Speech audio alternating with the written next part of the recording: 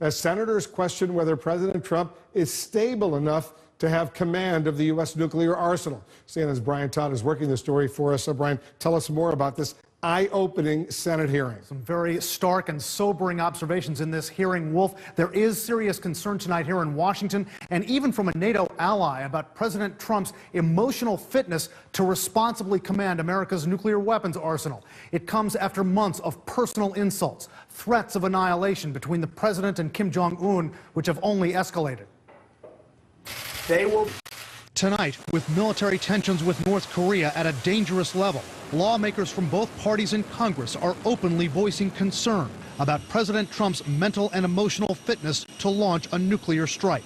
We are concerned that the President of the United States is so unstable, is so volatile, has a decision-making process that is so quixotic that he might order a nuclear weapons strike that is wildly out of step with U.S. national security interests. A diplomatic source tells CNN a NATO ally has also raised concerns about the president's command of nuclear weapons.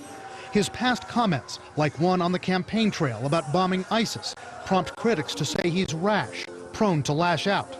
I would bomb the out of him.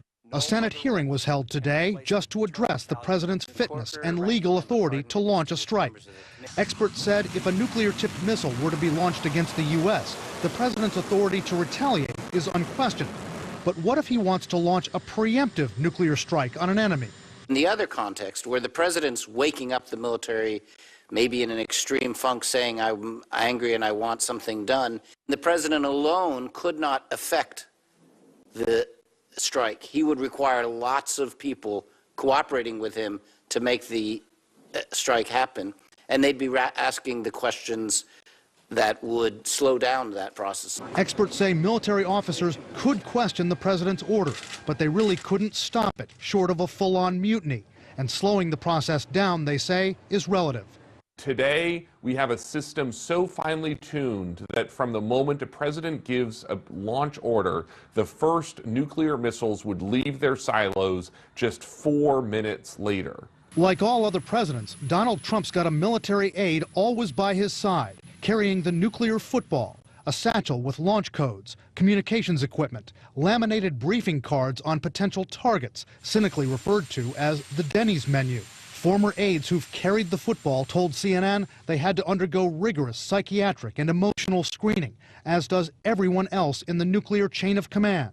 Everyone except the commander-in-chief. There's nothing in the system meant to check whether the president is crazy, is drunk, is high, or whether there is any even valid geopolitical reason for a nuclear launch to be ordered.